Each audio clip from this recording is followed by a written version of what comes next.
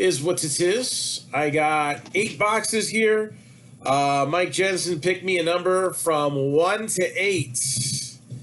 Number from 1 to 8. Again, usually you would get, some cool relics, pieces.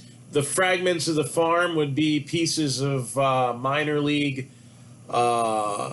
banners and all kinds of oddball stuff from the stadiums. Number 7, lucky number 7. So I'm gonna get the top 6 off there.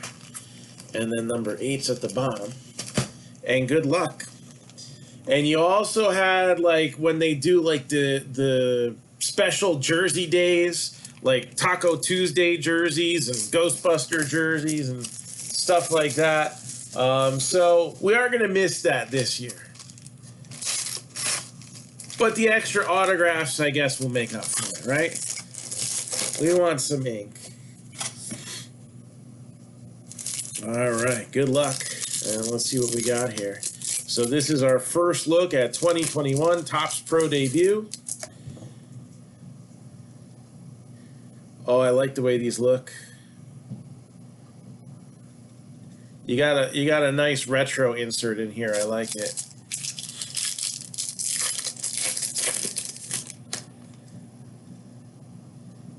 Yeah, it looks like they're doing some kind of an archives thing.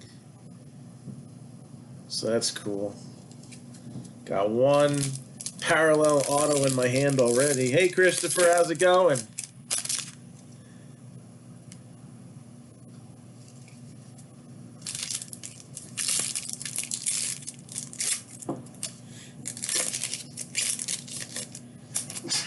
Bless you.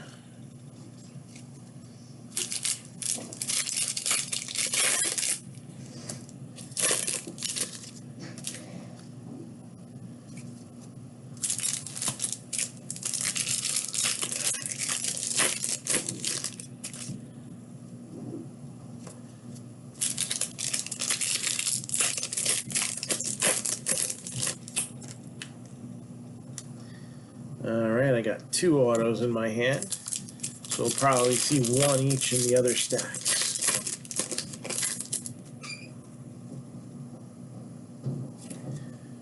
Alright, good luck, and again, Pro Debut is a little different. It's not a Bowman minor league set.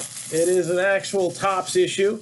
Usually Pro Debut and Heritage are the 2 minor league issues that you will see for Topps. And so it features players on the 2021 Topps design. But we also have some cool inserts to look at in here. All right. You got their Kobe Mayo. All right. Actually, I think these aren't insert cards. I think these are regular cards. So 103rd draft pick.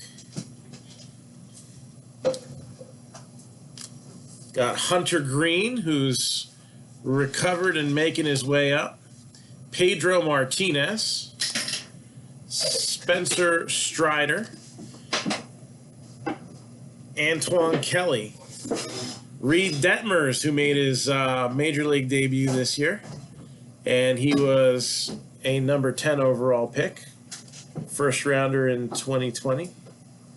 Again, we talked about the fast tracking of some college guys being possible this year. Just because they didn't play last year doesn't mean that that they're out. High schoolers still got some time, though. Robert Hassel was 8th overall. C.J. Van Eck. So you've got some cool cards there. So the cards are numbered PD 94. There's Blaze Jordan. And I guess it's the cards that are 100 or over 100 or something like that. I didn't really look too closely at the checklist because this just came in the door today, and it's Pro Debut, so we usually don't put it in Pick Your Team stuff. I've been keeping up with WWE lately. Yeah, I was actually trying to watch SummerSlam. This is a cool looking insert there. Heat, Josiah Gray. I'll give that a little 1 cent long. I've been keeping up. I just haven't been watching. We were actually trying to watch SummerSlam, and Becky fell asleep. I did see that they're having a 3-day show. I'm kind of torn about it. I have to see what I'm going to be doing over the next few weeks. I've got some plans, but this weekend I'm going to be in Wildwood, New Jersey for a big show, and depending on how big that show is, we could have a major announcement coming soon. So, major scale, I like the little musical note there. Nolan Jones, top prospect for the Indians. And again, some of these guys, that pro debut marker means it's their first card in a pro uniform, not just airbrush Bowm anything, spring training shot or whatever they normally are. So, yeah, I saw that. I don't know how...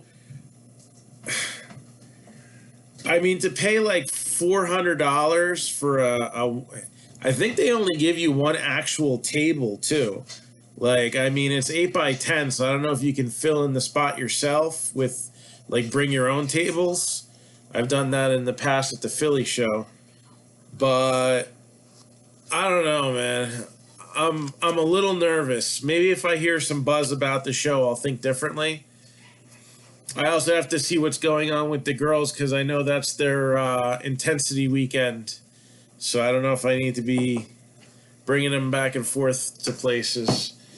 Burl Caraway, 13 out of 150. And again, a little rough on the cut job there. You can actually see the white part of the sheet that you're not supposed to. So again, maybe Fanatics will someday take over and figure out how to center a card perfectly. 70 years, Topps hasn't been able to figure out. Panini hasn't been able to figure out. How about this? Adley Ruchman, your new #1 prospect on the top 100. Vaughn Grissom.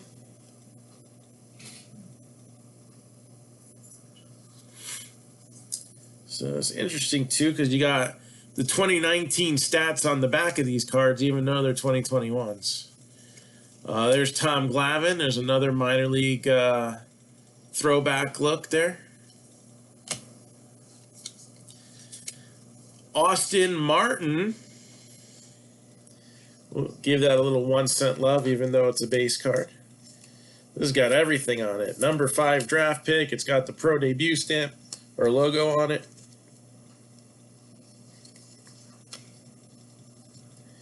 Riley Green, Colt Keith, and numbered 108 out of 150.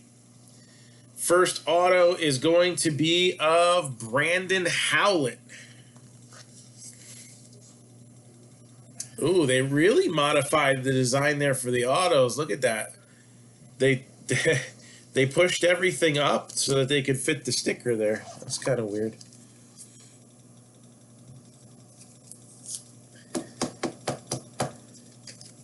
So there you go. Brandon Howlett. Isaiah Green. Casey Martin. Jordan Walker. And next autograph, Riley Thompson, Cubs. So in 2019, he went 8-6 with an ERA of about 3.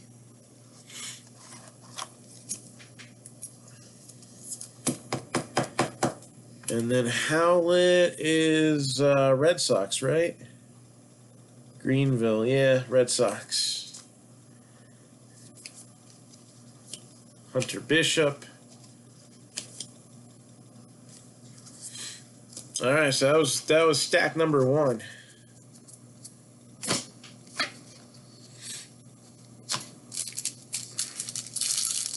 So again, we are on standby for Topps Chrome. How is the Fanatics deal going to affect me? We've talked a little bit about that so far, and truthfully, the answer is I don't know. I mean, they're not even done, if you think about it, they're not even done putting their plan into place. Today it was announced that the NFLPA signed a 20-year deal with Fanatics starting in 2026.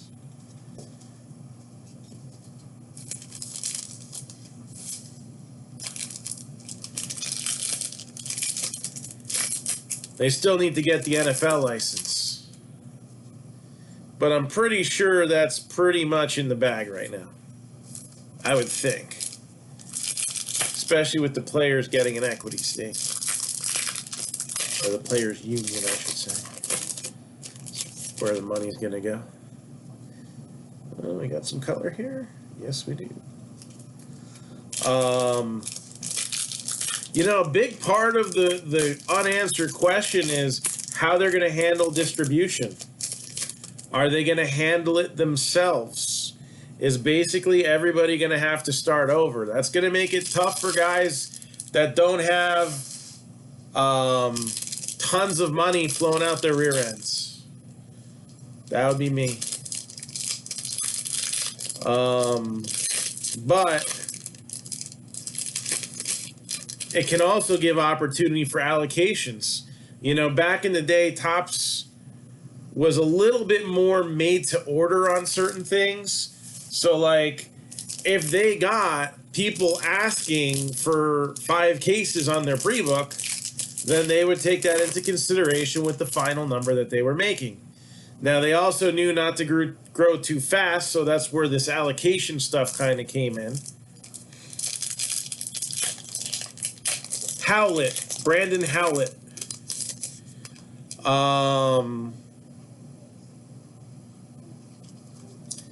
So it could give the opportunity for a level playing field.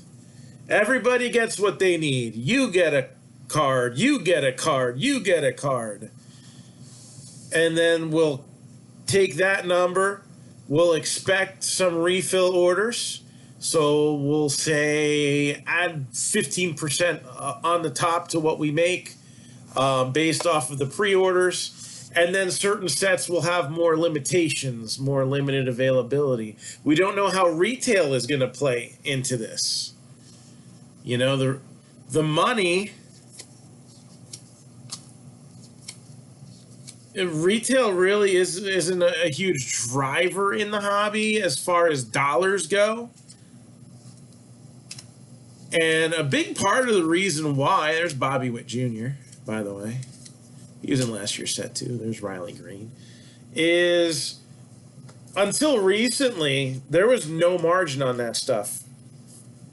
It was basically the space was rented. There's a small margin, a small add-on. But then it became more hassle than what it's worth. So eventually, the suggested retail prices had to go up in order for these, you know, big box stores to even care to carry this anymore. Now, I mean, Fanatics, with their reach and their money, they could have Walmart, Target, their own, like, 8 to 16 foot section if they wanted to.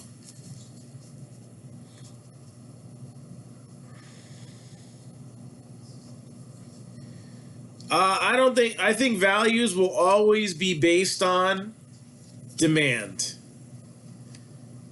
And I do believe that there's been some artificial increases in values due to withholding product. But ultimately, we set the market. 12 out of 99, Cole Franklin. And by we, I mean we as a hobby collective. The way it should work is the distributors, the businesses that sell the product, and the collectors vote with the almighty dollar. You know what? I think cards are going to be worth more than printed money. I think a lot of other people do too.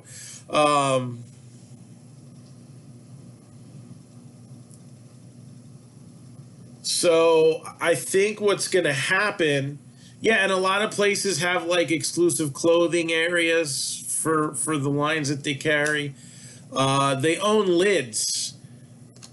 Lids could start carrying trading cards. You got to figure that's what, like 1,000 different locations that just added trading cards. Just like that. They don't even need a distributor to do that. So there's a lot of things that could happen here. Max Meyer.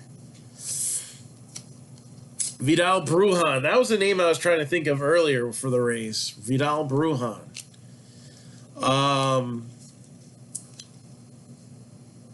So I don't know about soccer. Panini is a global force. Panini America is just the small piece of the big company. So Panini probably will be able to keep a hold of their soccer licenses, but you never know. Never know. Pete Crow Armstrong, Austin Hendrick, and here's the next autograph. Braylon Boelvas for the A's.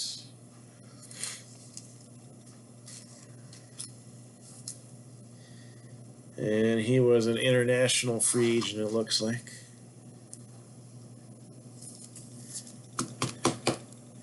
So there's your third autograph.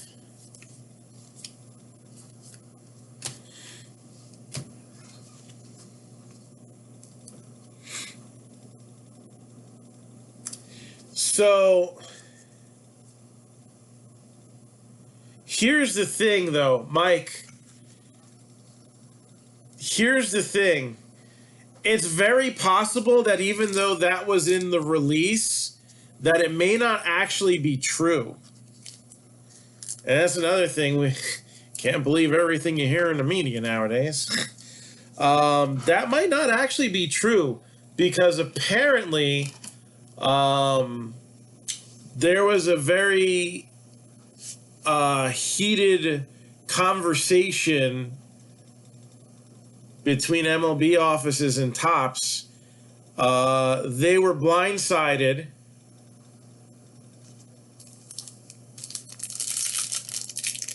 and didn't really either. Oh, this is a nice one right here. And I know somebody who might like it too. Just so you know, I might have a buyer for it for somebody if it's not something you want.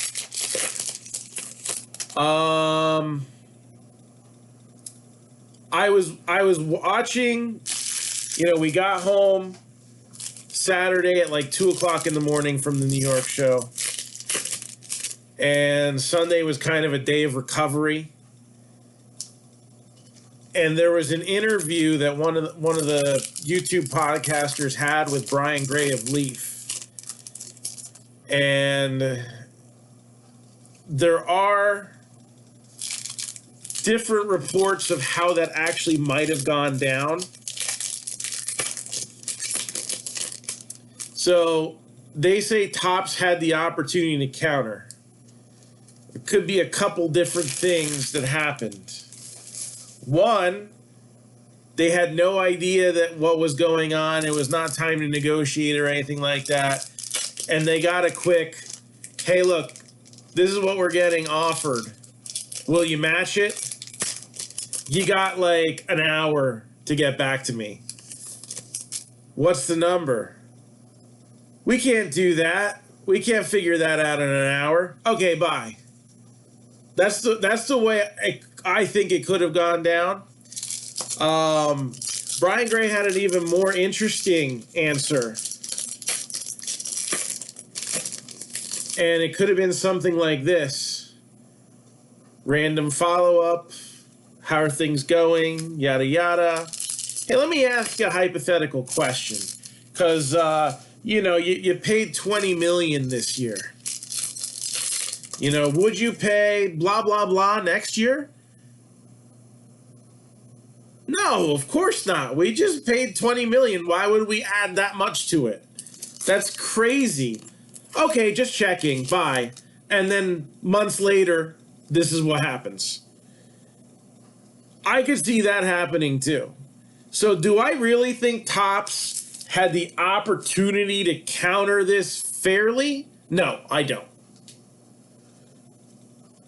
It's like when the distributors say, "Hey, this is what your allocations are." Wait a minute, I got like 3 times as much as that last year. Yeah, oh well. Like, how am I supposed to plan my? But we're gonna give. Don't worry, we're gonna give you 30 cases of mini helmets. Well, I don't have football cards to get rid of these cases of mini helmets. We do this in mixers, and the mini helmets you don't make anything on. That's okay. Happy planning. Bye. That's how it works. You know, people talk about, oh, you know, this is a hobby and blah blah blah, and you know, there's rules. When you're talking about it from a business standpoint, there are no rules. They don't give a crap about what the consumer wants, as long as they know that in the end they're going to get the maximum profit. They don't care what the retailers want, as long as they know in the end they're going to get maximum profit. And I don't think Fanatics cares about what the distributors want. We may not have card distributors anymore. Now they're going to be gunslinging Magic the Gathering and board games, and they're not going to have the demand that they had on the trading cards. So all the money that they've kind of screwed people out of, they're going to need that if that's what happens. You know what I'm saying? We'll see. Again, it's a time that is very early on and staged in this. We don't know what's going to be the end result. End result could be everything looks like it does right now. Fanatics just crippled Topps. Their SPAC fell apart. The IPO is not happening. Topps has been somewhat devalued by all this. Fanatics says, you know, kind of feel bad. I'll tell you what we're going to do. You said you were worth $1.3 billion. Obviously, you're not worth that much without your licensing, but you have some of the most iconic designs in baseball history. How's about we go halvesies? We buy you for $600 million. So it's a little less than half, but you're not really in a position to negotiate. All right, you twisted my arm. $650. Deal? I could see that happening. They would probably take it and run at this point.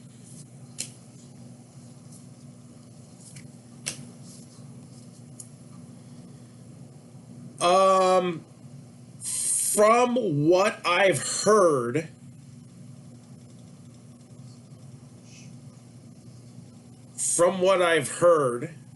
again, I don't know this directly, but it's very likely that Manfred's kind of in bed with Fanatics over this.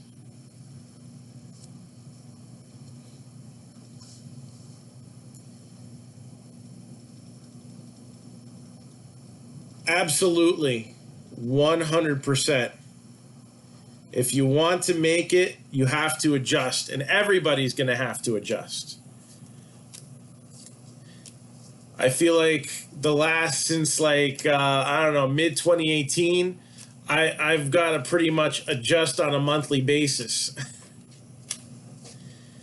And you know what? I'm still here, so I must be doing something right. Riley Green, power.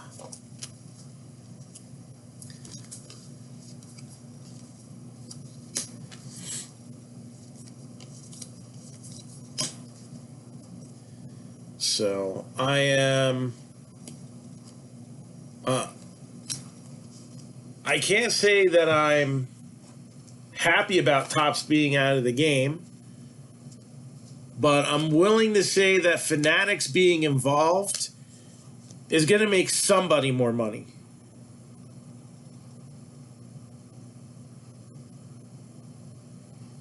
Yeah, and the WWE stuff got really scarce because they weren't making more. So because they weren't really printing it, the demand got really high. Werner Blakely, 100 out of 150.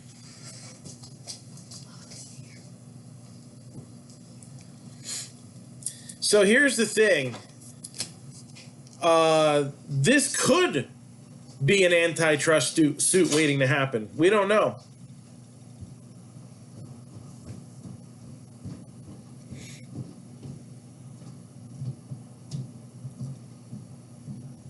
Yes, and with all the money flowing in this hobby, the last thing anybody wants is devaluation or depreciation of their asset.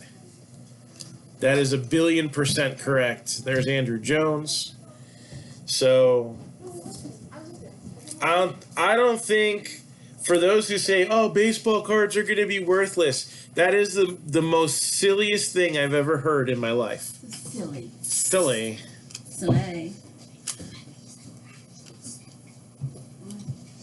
There's Victor Mesa. Alex Santos. And the final auto here, check this out. We actually mentioned him a little earlier. 12 out of 25. Louisville product, Reed Detmers. Angels. He was a top 10 pick a couple years ago. So Reed Detmers, Angels. Numbered to 25. So you got 2 numbered parallel autos in there. That's pretty good. I like that. Pro debut, always a solid set. And again, I got 7 more boxes available for $79 a piece, ripped and shipped. I don't have HBO, so I did not see the Real Sports special.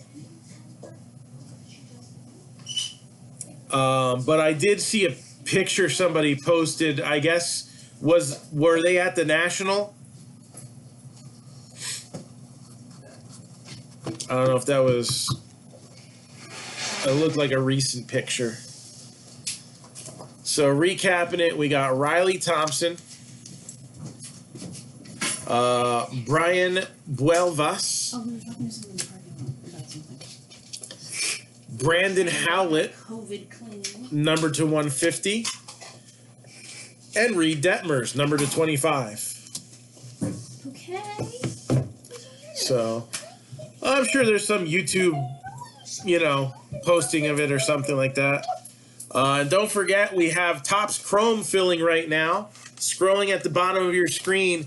I need 5 more teams to make it happen. And let's keep it going while I'm still hot. Check out our hit of the break from earlier today. All right. We did the past, present, future mixer light. And we got a rookie card of Brian Hayes with a little one, wearing a little onesie. A little one of onesie.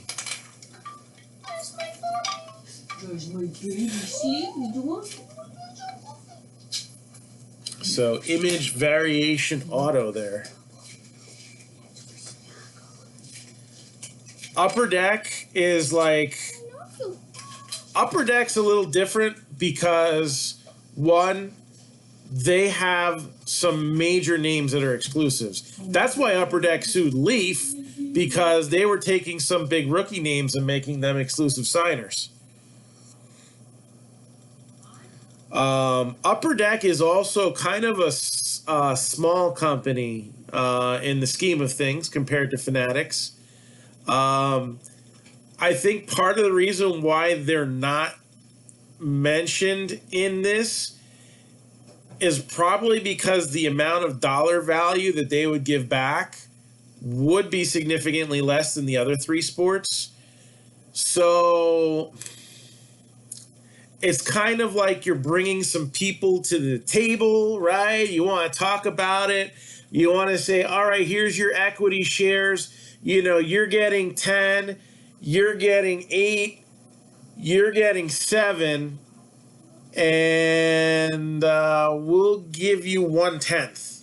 Like, all right, that's an exaggeration, but that's kind of where I'm going with that. So do they want it? They probably want it. They probably want those licenses too. They probably want it straight across the board. Now, this is also a small chunk here that they're leaving out, right? A very devoted, loyal chunk. But I mean, you look at the price increases and the way Upper Deck models themselves, it's kind of kept their stuff under control. Plus, you're dealing with Canada on a very large basis. All right, it's very different. I mean, I know you got the Blue Jays, the Raptors, and that's it. But it's a very it's not the whole thing there. They'll take it if they want it, but they have plenty of time. And being that they have the smallest share, they also might be the toughest to negotiate with. If you think about it, well, we're worth this compared to them, but we're so small that maybe we can get double what we deserve. You know what I'm saying?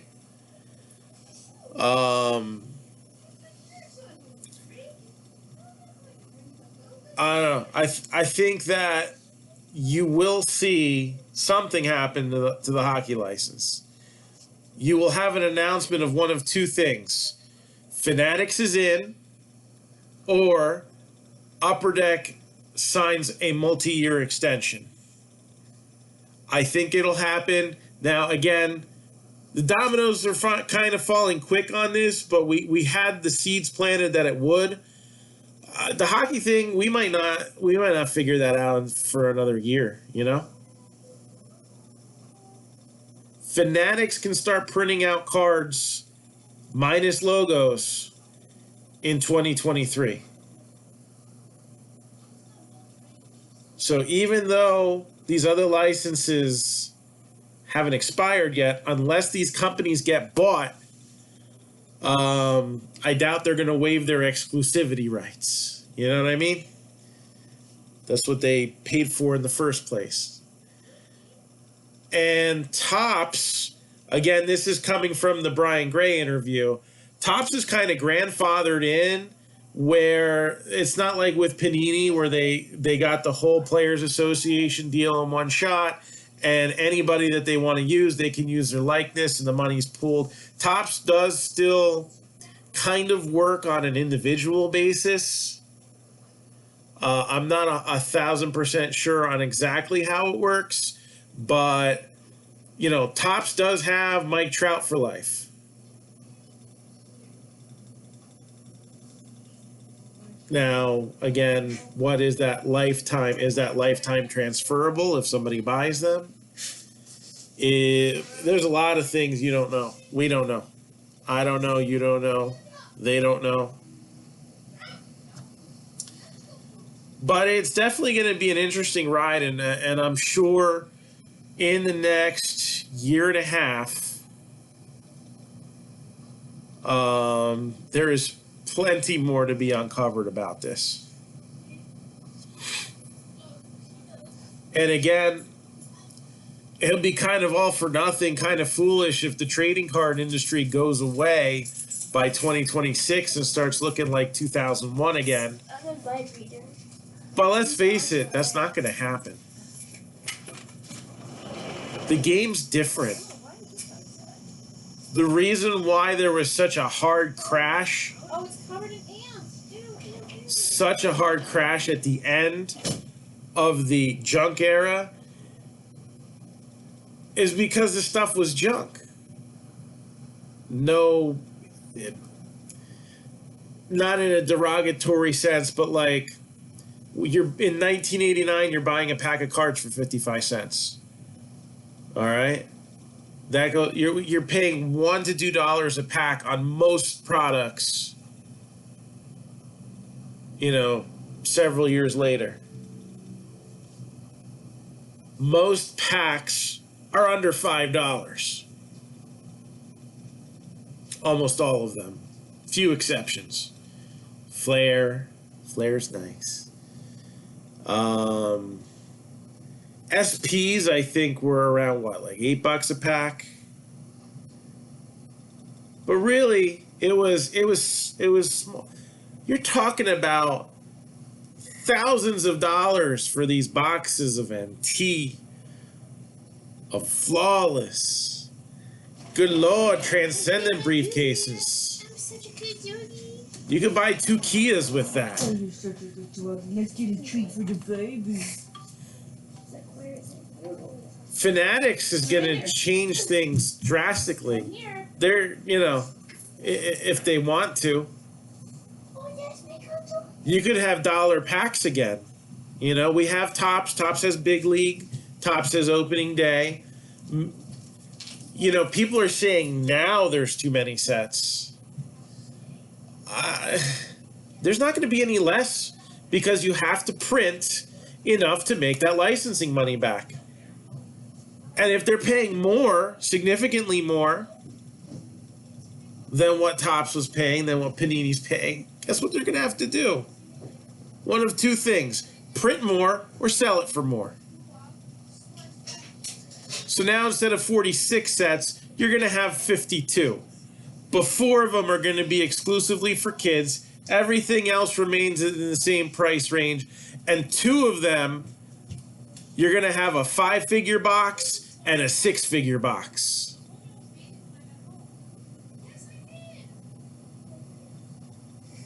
That's what could happen. 6-figure box. You thought you were priced out of things before, my friends. Woo! There's going to be boxes worth more money than Ric Flair's lost in a divorce. But that's the nature of the beast. You got to adapt. You have to adapt. The companies that didn't got bought out by Panini, got bought out by Upper Deck, got bought,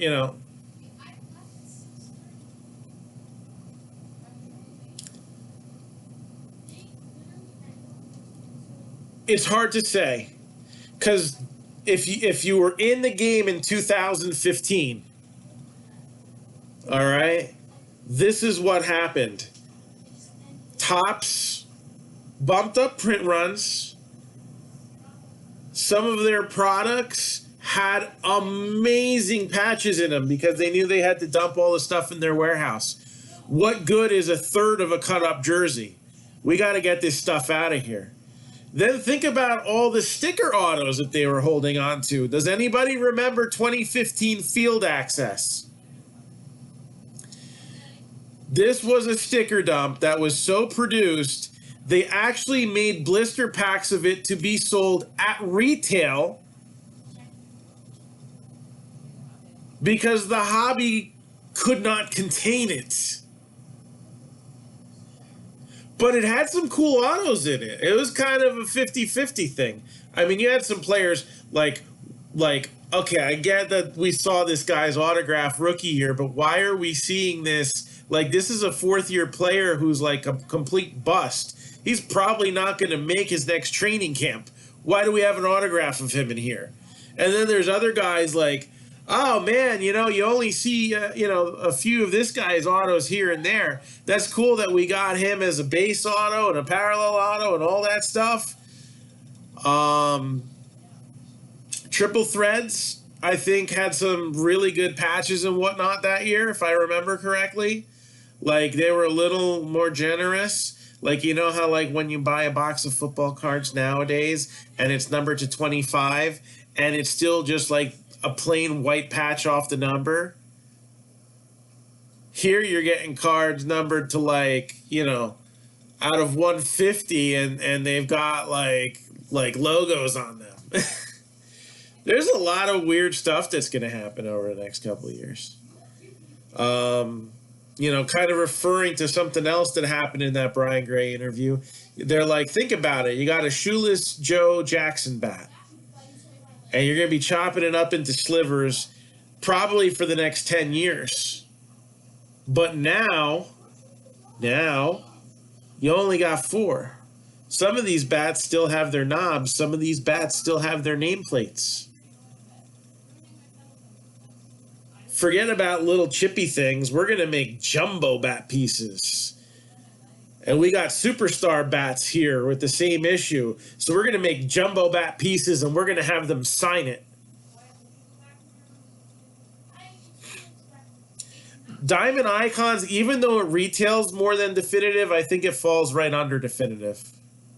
I think Definitive is looked as the flawless, and Diamond Icons falls more under the I don't want to say NT distinction because it doesn't really fall that far lower. Think about basketball and noir, like that step below, you know.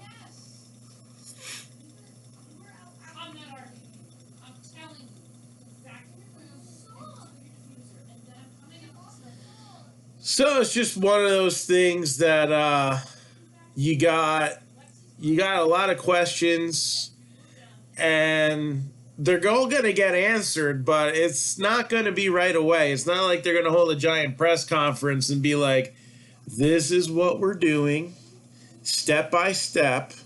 We expect this to go 100% smoothly without any problems, right? Because nobody in the hobby whines or gripes about anything. Mm-hmm.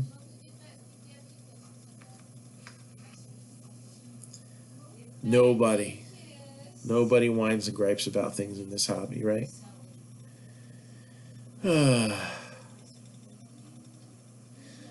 So no, it's going to be a little bit here, a little bit there. You know, we got. It's kind of like when an injury happens, we got the catastrophic part of it over. And by catastrophic, I don't mean necessarily in a bad way, but just like the part that really shakes everything. Like, oh, you know, so-and-so just tore their ACL, right? We even got a little bit of the surgery over with. The painful part. Wait, baseball just dropped, and it looks like football and basketball are going next. All right, so we're past the surgery phase. Now we are in the long recovery.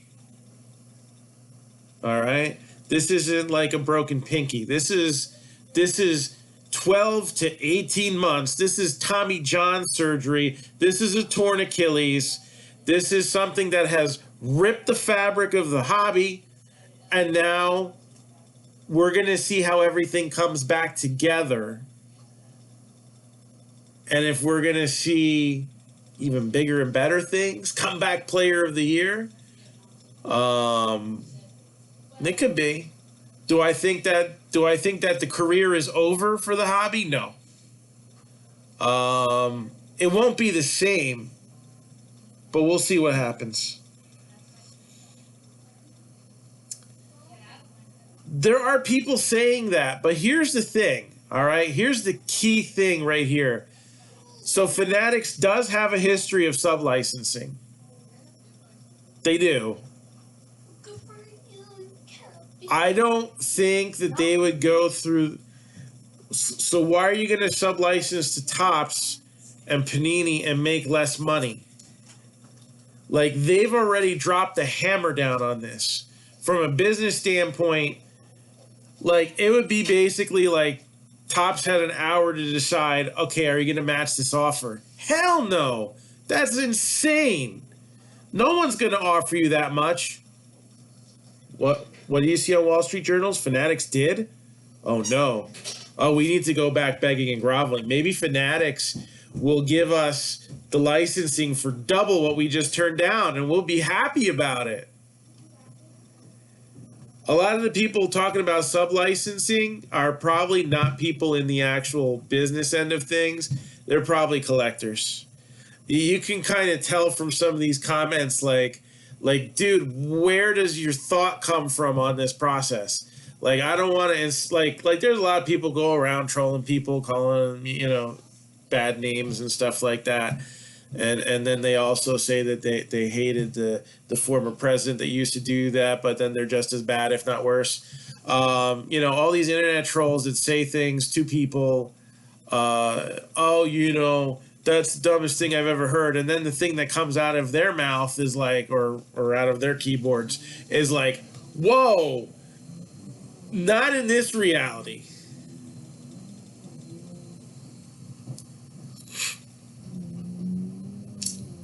Doesn't Topps have players exclusive to them? Yes, but a lot of those deals have run out.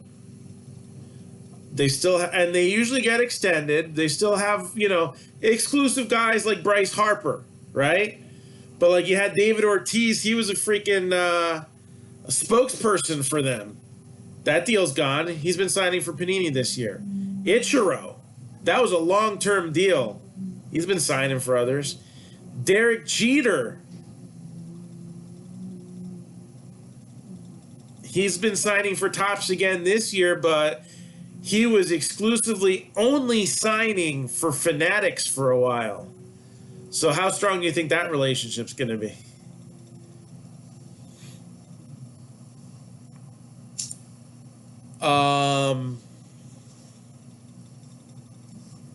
Mike Trout's the only one that's a lifer. Mike Trout is the Michael Jordan LeBron deal that Upper Deck has. All right?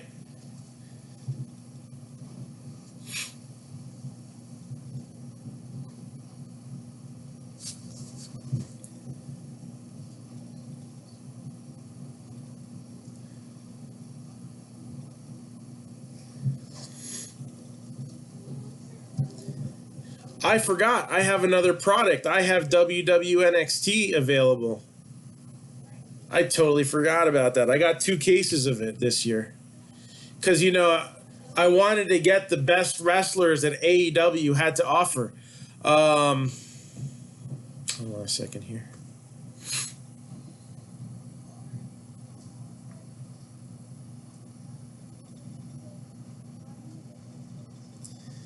What are those going for?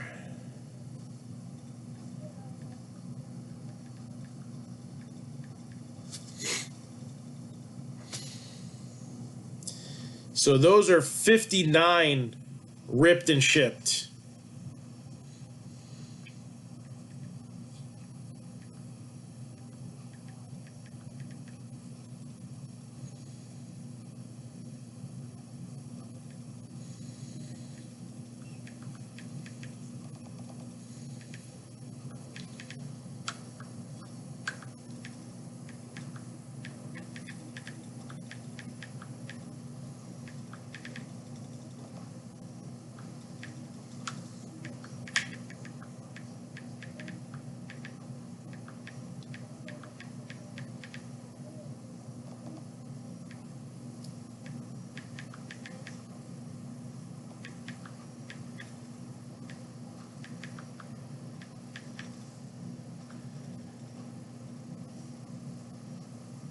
Let's see. So again, you know, there's just so much going on. September's going to be a huge month.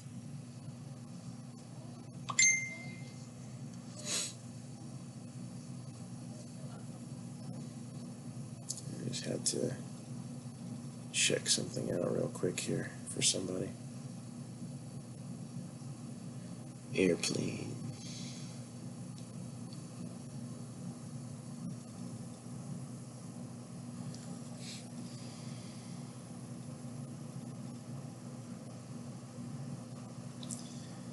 Logging in here.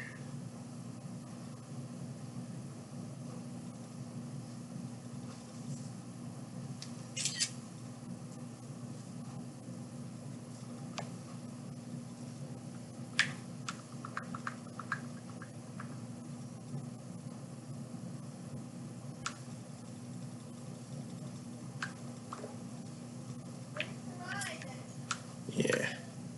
So again, $59 ripped and shipped for NXT. We're going to talk about this Chrome break.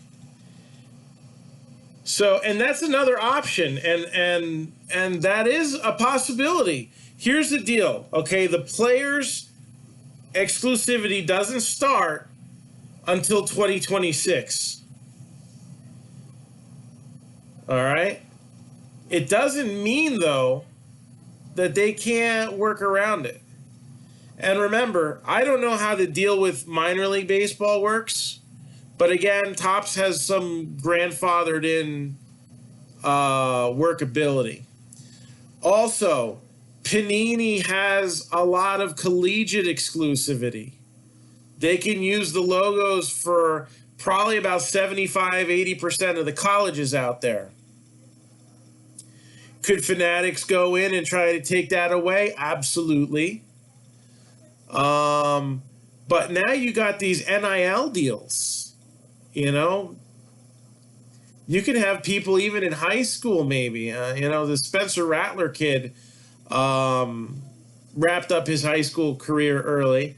So once they graduate and they're in that in between limbo, heading off to college, they might be able to grab some deals with some of these kids. They could be doing it while they're in college. This could actually make prospecting even more cool. Leaf has been good with the perfect game stuff in the past and the All-American football and whatnot. This could change the way we prospect. You don't really prospect in football. I think Topps has the exclusive on. No, he doesn't. I'm sorry, they don't. There just haven't been a lot of them out there. Panini has had some Ohtani autos too. So he's just not signing as much, or he wants more money, which is generally what happens. The rookie rate is kind of set by MLB because they need to support their license. So like these rookies, this is why some of them in football especially decide not to sign.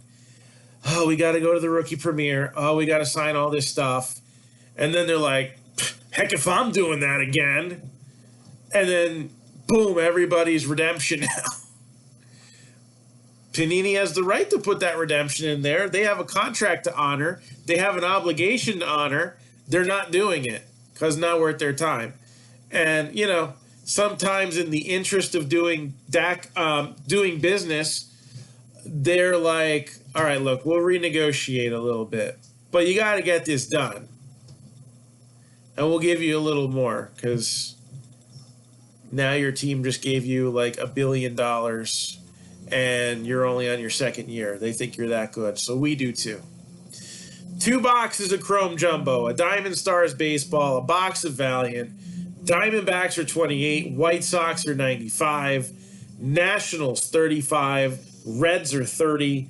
You got the Indians at 20, the Royals at 35, the Dodgers at 35, the Marlins are 60, the Twins are 45, the Mets are 45.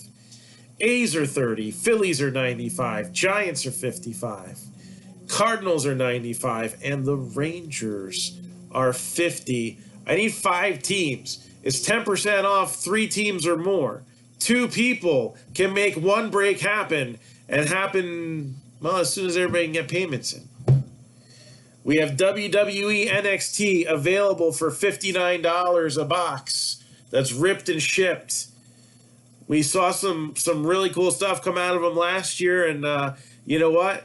Even though a lot of those guys may not be on the roster anymore, they're still wrestling relevant. If anything, some of them more wrestling relevant because now they're a little more free, so to speak, to do what they need to do. We got Topps Pro Debut. We just opened up a box. The hobby boxes this year have 4 autos in them. The Jumbos have 3. The hobbies have 4. What sense does that make? Well, there was no minor league season last year. It used to be 2 autos, 2 relics. They said, let's keep the hit count the same. So you actually get more autos, but you don't have the exclusive Chrome cards that you do in the Jumbos. So this is still a little bit. All right. Quick pitch. 10 exclusive quick pitch prisms, 1 autograph. And there's some black finites out there. Star Wars Galaxy Chrome. 1 auto per box. Pro debut. All right, let's look at the checklist real quick. This is one of the times where I'm going to go to collect cardboard connection. And I'm going to pull up the checklist. So, oh, they don't have Pro Debut on here. That did come out today, right? Let's see.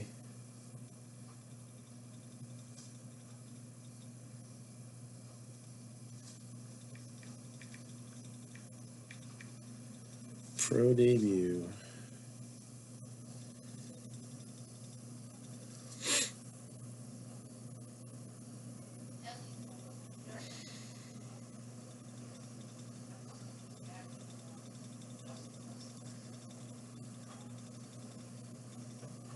Yeah, it should be good. All right, here are some of the names that signed for it. Come on. There's a Chrome's checklist. Looks like there might be variations on those. Base autographs. Wander Franco, Bobby Witt Jr. Do we need to continue? William Holmes, J.J. Bleday, Brett Beatty, Miguel Vargas, Trent Palmer, Evan Carter, Tink Hence, Xavier Edwards, Jimmy Glowinski. This is a longer list than I thought it was going to be. Let's do the highlights. Luis Angel Acuna, Marco Luciano, Simeon Woods Richardson, Noelvi Marte, Robert Passan, Eric Pena, Corbin Carroll, Michael Bush, Nick York, Yalbert Sanchez, Kevin Alcantara, Kyle Stowers. There's a few that we'll skip. Jake Vogel.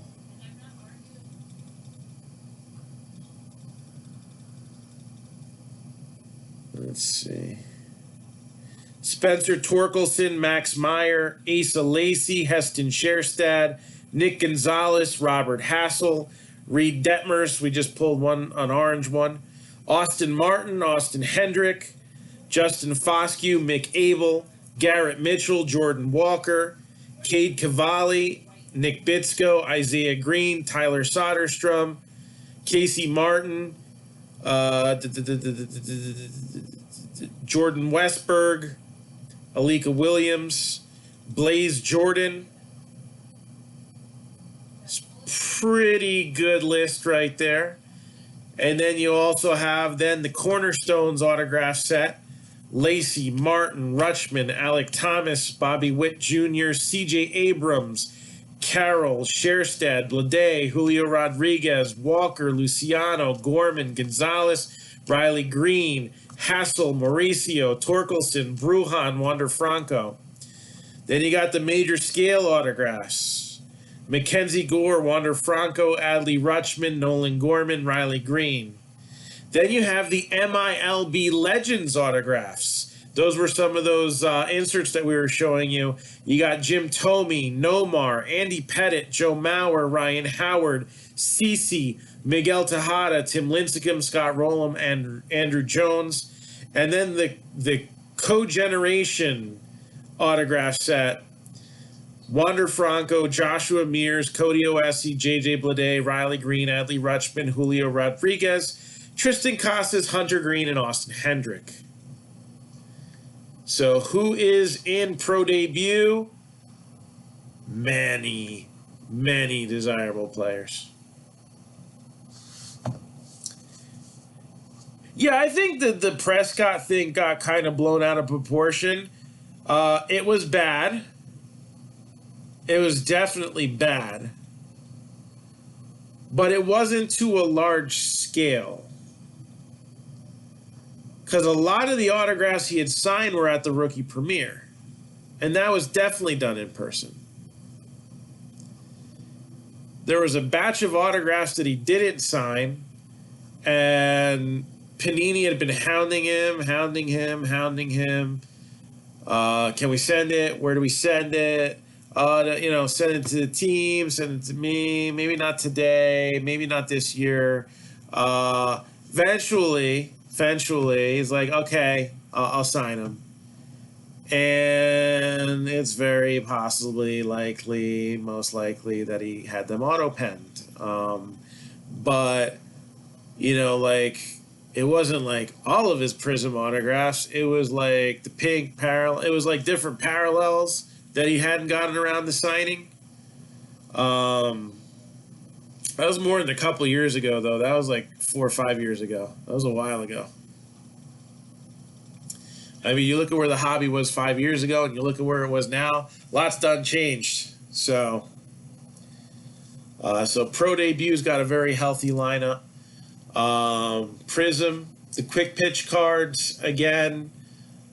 SGC, CSG, and even HGA have been picking up a lot of this slack on the smaller value cards.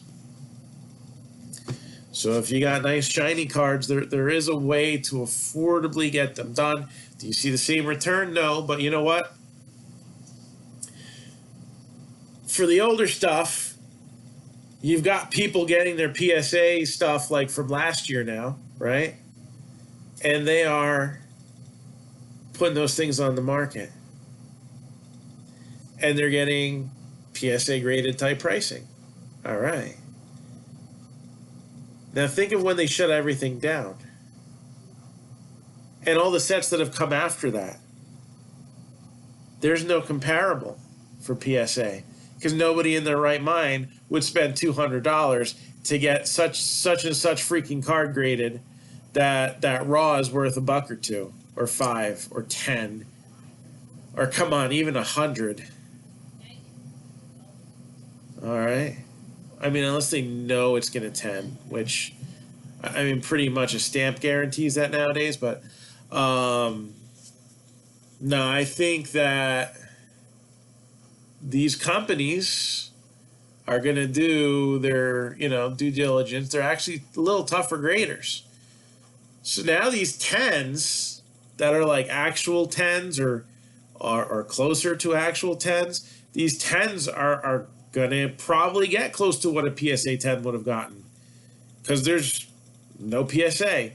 The thing that is going to keep people sending in certain cards to be graded is the PSA registry.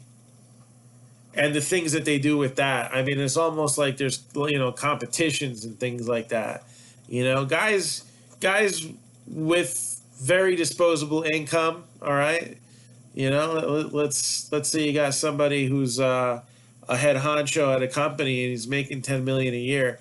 Do you think he's going to care that he sent his 20 cards for his PC at $200 a piece? Probably not. I mean, if he's like a multi-millionaire, he's not going to care.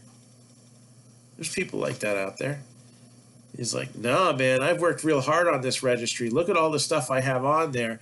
I want to be the #1 super collector of da-da-da-da-da. But you probably ain't going to put them on eBay afterwards because that would probably be a mistake anyway, right? So, and again, in this business, you got to be able to adapt. So part of this adaptation is now you're starting to see a little rift, like PSA. I always was a BGS guy. I thought BGS did the more honest grade job. I don't want to say PSA's grading is dishonest. I just want to say, like, the subjectivity trended towards a little bit tougher with BGS. So when you got a gem mint card, you know it's a gem mint card.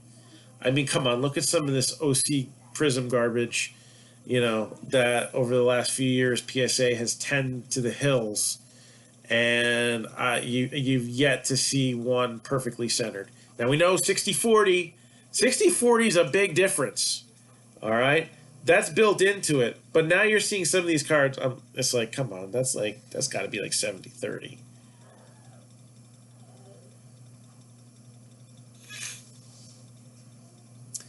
Well, did Cespedes have a Bowman card yet? right? Yalmer Sanchez had a card, but Yoelqui Cespedes. See, and this is what I was talking about earlier about people who are, in the business and understand why certain things happen and why don't.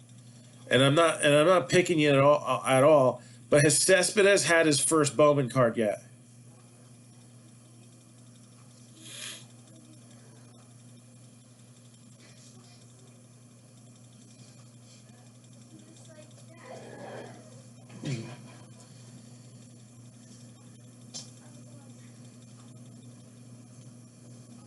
I must be allowed. I'm waiting for an answer. Dad, Yeah. can I sleep in Mom's bed? No. It's my job. No. Are you alright? So, are you really surprised he wasn't in pro debut? It's not just slam him in there and put him in the first opportunity that you can. I think we'll see him in Bowman Chrome. Totally think we'll see him in Bowman Chrome. Why would you put him in pro debut first? You'll get him next year in there. Pro debut is not the iconic first card. Granted, it still would technically be his first Bowman card because this is a Topps license set. But do you really want to see Yoelqui Cespedes' first licensed card in Topps Pro debut, or would you rather see it in Bowman? I'm surprised Wander Franco isn't in, Topps Update this year. No, I'm not. You want guaranteed stuff that people are going to buy next year. You've got a pretty loaded rookie class this year. I think maybe it's not the biggest rookie class ever, but it's probably the most underappreciated the way I see people talk about some of these guys. Like, really. Like, oh, he's only batting 260. People have won Rookie of the Year batting less than that. Come on. We're getting a little spoiled here. Not everybody's Acuna, not everybody's Soto. We have some major players that have had rookie cards this year that are going to continue to have rookie cards this year. We're going to have some guys in Update that'll seal the deal. All right, the Andrew Vaughns, the Jared Kelnicks. This is going to be a very good rookie class for years to come, because we're going to have guys who maybe started off slow this year. Maybe they don't even do great sophomore year. But in 2023, 2024, we're going to go back and we're going to be like, I can't find wax of this stuff. It's pretty much all been opened. I don't want these Fanatics cards that are coming out already. I want my Topps card, right?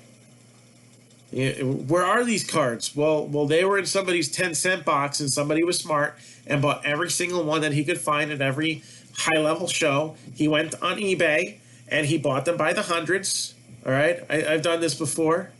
I should still do it, but I don't, because I can, sometimes it's a little difficult to keep up with, like next month, I think I got like a $33,000 bill for all the stuff that's coming in.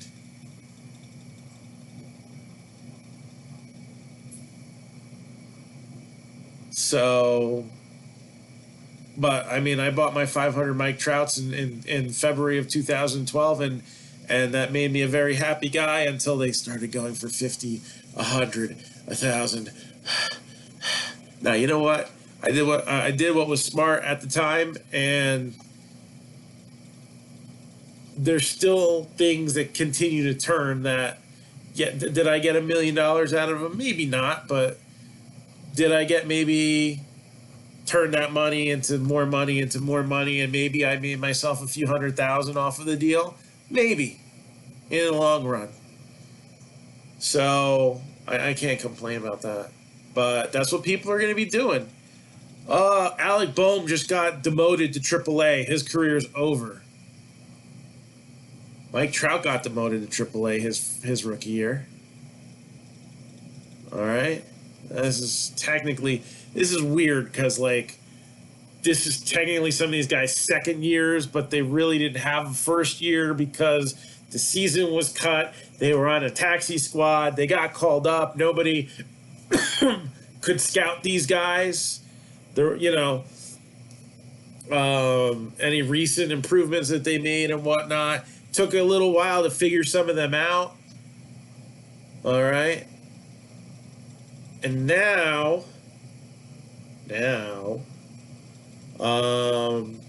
is when they got to do what they do and make the adjustments and the improvements again. And it's a long ride, hopefully not a short one. Hopefully they have 15, 20-year careers. And Alec Bowm will probably be, 2023 All-Star with the ceiling that he has. But somebody's going to go now and be like, all right, 25 cents a piece, base tops, come on.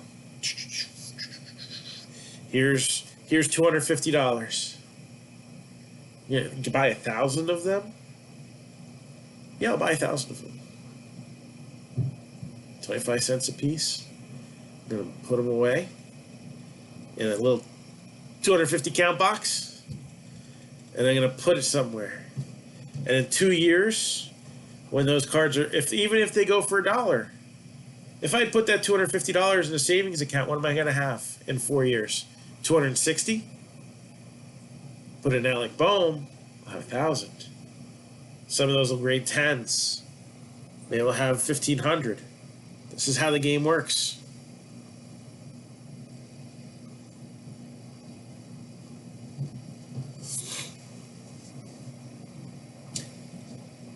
I think he'll be in Chrome because he was any top 10 international pick that isn't already taken care of. They'll be taken care of by Chrome. I don't remember if Yalmer Sanchez. I think he was one of the first to sign, or maybe he was a different signing. I don't know, but there's let me look. I mean, I know we got Leaf of Yoelkis Cespedes.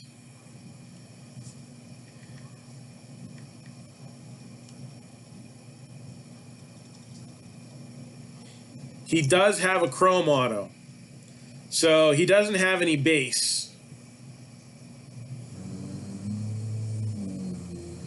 Everything is just auto. So I guess they could have put him in pro debut. Are they going to stamp first Bowman on his Bowman Chromes? He'll be in Bowman Chrome because he was. I didn't remember if he made the cut or not. A lot of those guys, they had to hold him off, till the very end because Bowman went to print like literally right after this. Like they might have been done printing Bowman and then printed these cards and tried to get them in before they had to put the set together.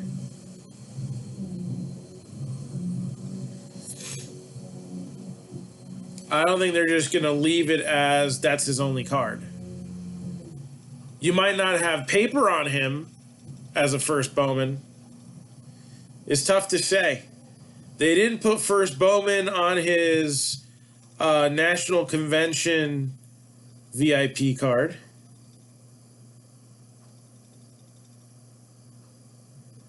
So that's one of those things where I don't even know what the right answer is.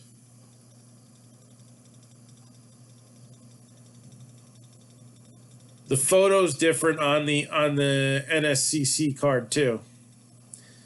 Maybe he doesn't get a first Bowman Chrome. He just gets his autographs. That kind of sucks. That's a hangover from COVID. Whatever.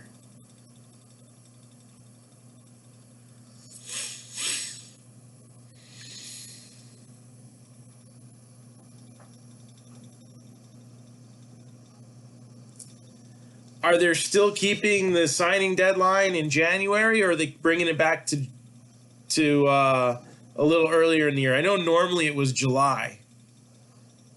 I guess they're keeping it in January for now.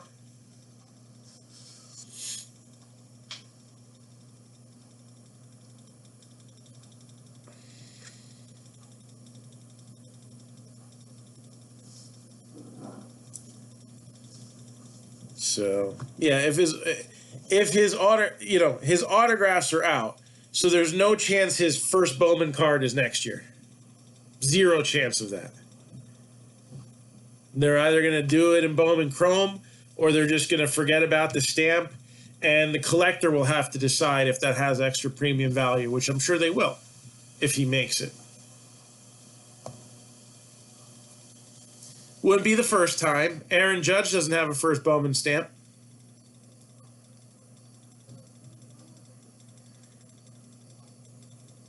Or indicator, whatever you want to call it, logo. People still buy that card. So, well, we'll see. That's actually on September's list. All right. This is the pre-book list for September. This is what is expected, and I'm sure there'll be a few of these that won't make it in September. All right? And it actually fits on a whole sheet of paper here. This is just the stuff that I'm supposed to be getting.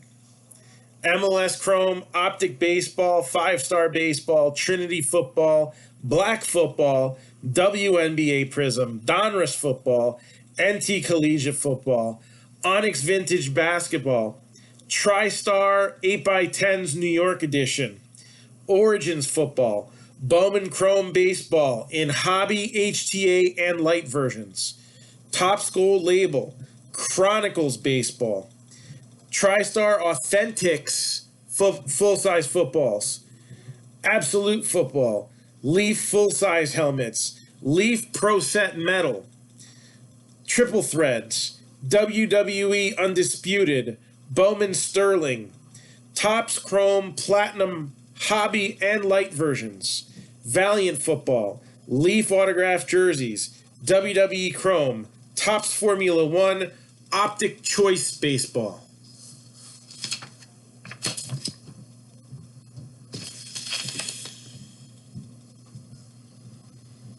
If you need that repeated, I'm not going to do it. So let's get this Topps Chrome break filled up so that tomorrow we can knock this one out of the park. All right? 5 teams and payments in is enough to schedule it. But I'll tell you what, if we run it at 20, I don't expect to see a part 2.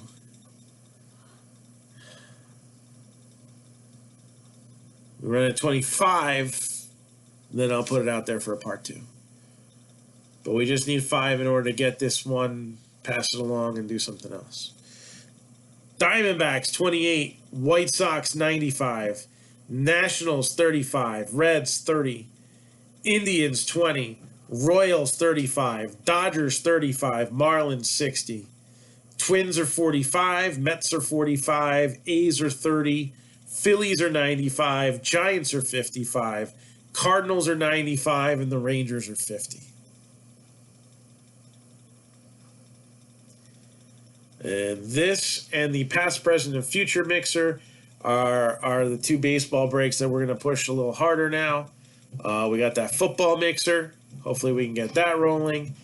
And WWE Chrome, can we make it happen? Can we make it happen? I'm going to try to push it. I know there's some visibility issues that I'm having. I've spoken to enough people who have not seen enough things. I got 2 things left. Otherwise, like we were talking about earlier, adapt or die. I'm going to have to make some adaptations that are drastic.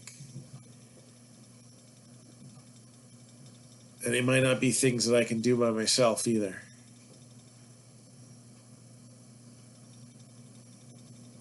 A lot of us, I think, are comfortable in the way things have been run the last 7 years. We've never really done too many drastic changes, little things here and there that have made sense, but I don't know. If it weren't for these shows that I'm doing, I'd be in pretty bad shape right now. So let's fill up some breaks. Got another show this weekend. If I do well at that show, I might be heading to Florida. I want to go to Las Vegas, especially with all the things going on in the hobby right now. I can't do the show in Vegas for a multitude of reasons, one of which, Gabby's birthday is on one of the 2 show days. But I think this is going to be an interesting industry summit, and I think I need to attend it. Because you got to have a plan, and you got to know the information right away. And then there's several shows this month that look to be the potential of big shows. And then there's some stuff in October. So I'm going to do what I need to do. A lot of this stuff, if I'm blowing it out at shows, things that have been on the list for a long time may disappear. Things that have been on the list at a certain price, and then I sell them all, and if I want more in, I got to buy it at full retail from the distributor. That may change. So I've always looked to do things in the interest of everybody. Both myself and the customer.